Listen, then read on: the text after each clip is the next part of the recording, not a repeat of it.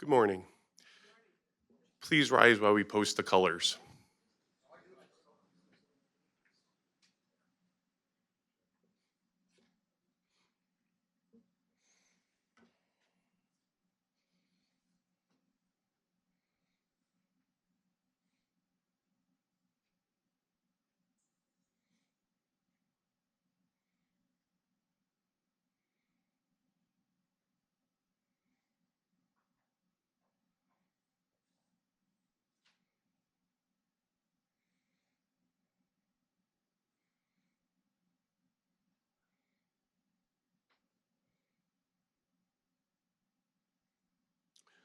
Would former Congressman Michael McNulty please lead us in the Pledge of Allegiance?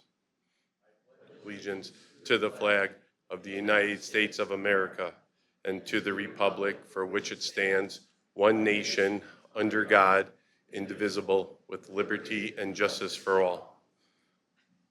Please remain standing for our opening prayer.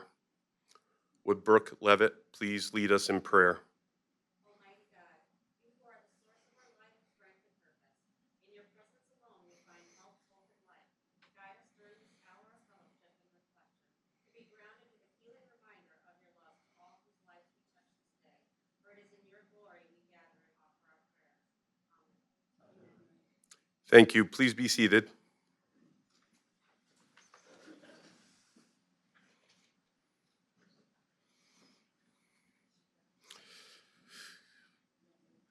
Good morning. My name is Kevin Miller. I am the Director of the Rensselaer County Veteran Service Agency. We have gathered here today, this morning, to honor two great Rensselaer County veterans that have since passed. These veterans are Carmen and Frank Ciccarelli. They are our veterans for the month of May. We are honored to have Carmen and Frank's family with us this morning.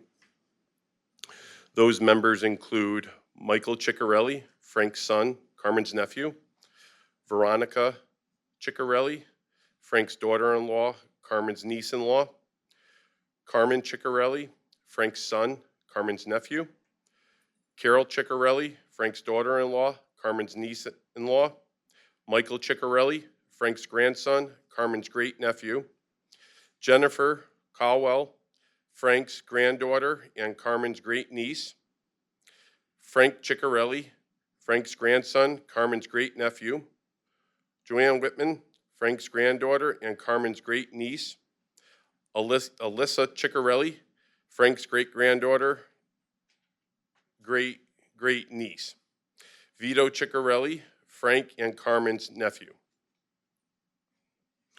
Good morning, Ciccarelli family. Thank you for being with us here today and allowing us to honor Carmen and Frank. Also with us today to honor our veterans for the month is Rensselaer County Executive Steve McLaughlin, Congresswoman Elise Stefanik's office represented by Reed Cronus and Josh Williams, Congressman Paul Tonko, former Congressman Michael McNulty, New York State Senator Jake Ashby, New York State Assemblyman Scott Bendet, Rensselaer County Legislative Chairwoman Kelly Hoffman, Rensselaer County Legislative Vice Chair Robert Loveridge, Rensselaer County Sheriff Kyle Bagot, Rensselaer County Judge Deb Young, Commander of the Waterville Elite Arsenal Colonel Fisher, and Reverend Charles Burke. We also have our Rensselaer County legislators with us today, Dan Casale, Tom Grant, and Carol Weaver.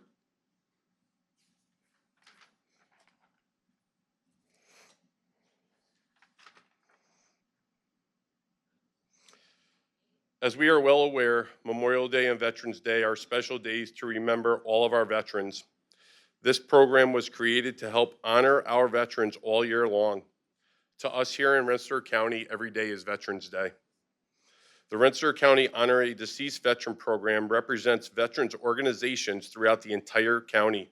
This includes members of the American Legion, Disabled American Veterans, Veterans of Lansingburg, Military Order of the Purple Heart, Marine Corps League, Veterans of the Foreign Wars, Korean War Veterans, Tri-County Council of Vietnam-era Veterans, Combat Veterans Motorcycle Association, AMVETS, Vietnam Veterans of America, and our very own Rensselaer County Veteran Service Agency.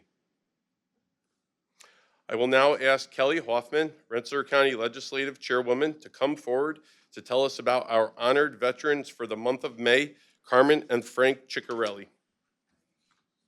Floor.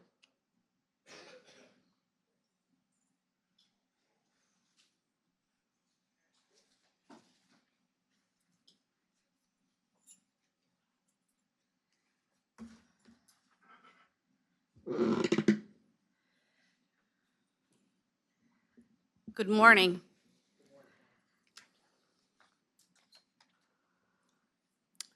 I'm Kelly Hoffman. I'm Chair of the Legislature, and I'd like to welcome all of you here this morning to our monthly Honor a Vet ceremony. This ceremony is to recognize Rensselaer County residents who have paid the ultimate sacrifice, and we remember their time in service and the families and jobs and community involvement that they did after their time in service when they came home. But too often, we remember them for making the ultimate sacrifice, paying for our freedom with their lives. It is my honor to remember two brothers who served our country abroad, and one would never return. And sadly, he gave his life for the ultimate sacrifice.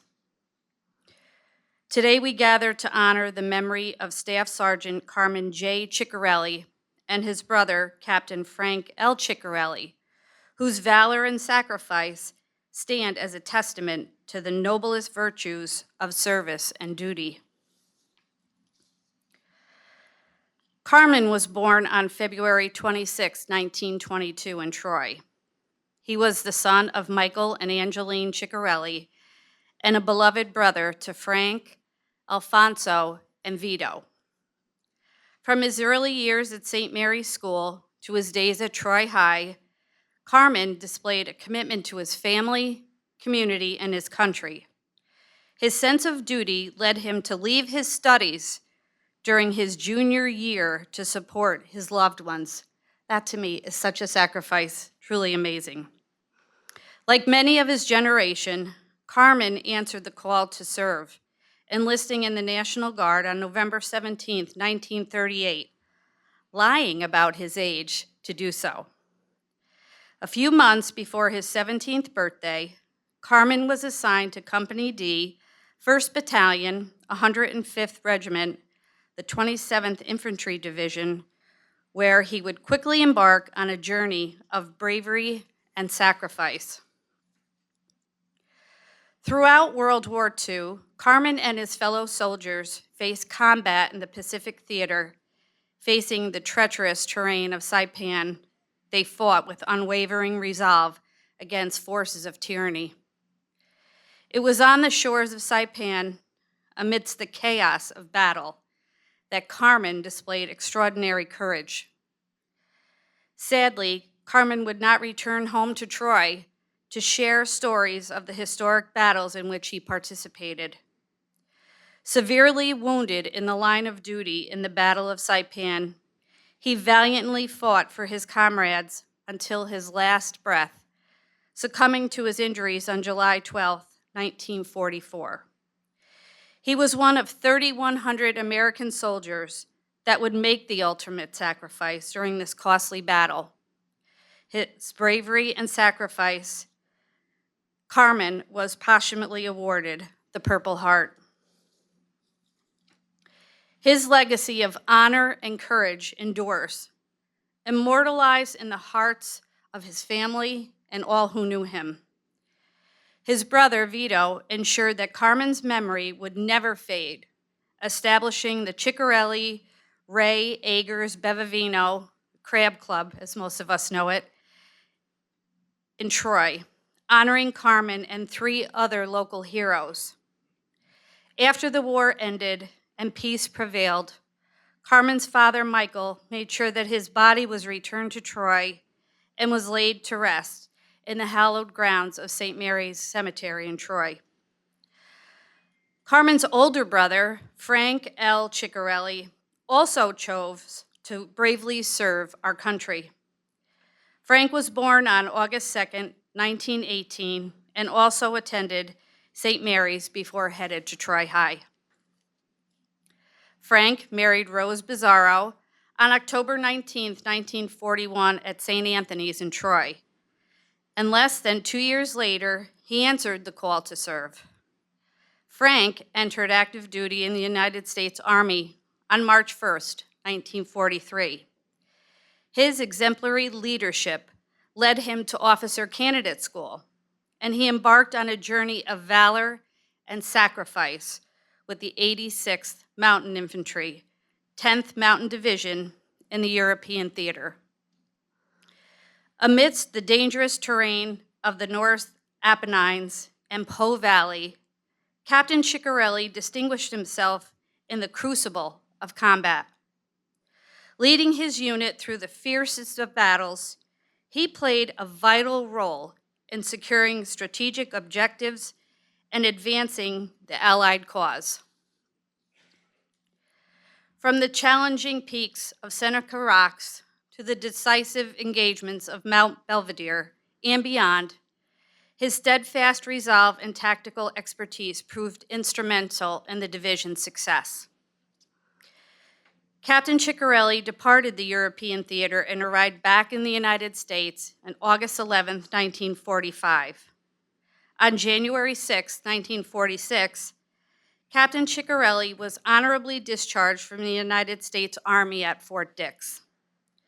For his valiant service to our country, Captain Ciccarelli was awarded, get ready, the Bronze Star, this is a long list, the American Campaign Medal, the European, African, Middle Eastern Campaign Medal with 2 Bronze Service Stars, the World War II Victory Medal, the Combat Infantry Badge, the European, African, Middle Eastern Campaign Medal with 3 Bronze Service Stars, the World War II Victory Medal, the Combat Infantry Badge, and the Honorable Service Lapel Button.